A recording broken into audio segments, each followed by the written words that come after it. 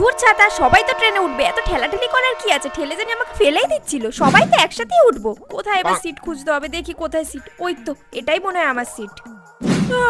খুব ঘুম পেয়ে গেছে, এসিতে খুব শীত করছে, একটু কম্বলটা গায়ে দিই। এ বাবা, এটা কি কম্বল? কার চুল লেগে রয়েছে? এ বাবা, কি নোংরা। না না, এটা গায়ে দিয়ে শুলে তো আমি অজ্ঞানী হয়ে যাবো। বমি পাচ্ছে। না না, দরকার নেই, শীতে আমি এমনি শোবো, তাও কম্বল গায়ে দেবো না। দিদি ভাই, একটু উঠুন না, আমি বসবো। আরে আপনার তো মিডল সিট না আপার সিট, আপনি ওখানে গিয়ে বসুন না, আমি এখানে শোবো। আমার যখন এই সিটটা, আমি বসতেই পারি। আপনি উঠুন, আমি এখানে বসবো। আরে দূর ছাতা, এনার জন্য তো আমি শুতেও পারবো না। নিজের সিটে না গিয়ে আমার সিটে বসতে এসছে। ব্যাংক কোথা দিয়ে যা আসে না, ভাল লাগে না।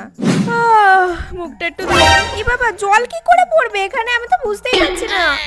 এটা আবার কি ধরনের কল? এই তো জল পড়েছে। এই আবার কি ধরনের কল? জীবনেও তো দেখিনি। তো বন্ধ হচ্ছে না। এই বাবা, মনে হয় খারাপ হয়ে গেল। জল পড়া কমছে না, তাহলে এটা খারাপ হয়ে গেছে। পালাই বাবা। দূর, আমি কেন যে ট্রেনে বসে এত জল খেলাম। এখন এই গন্ধওয়ালা বাথরুমে আমাকে যেতে হবে। কি আর করবো?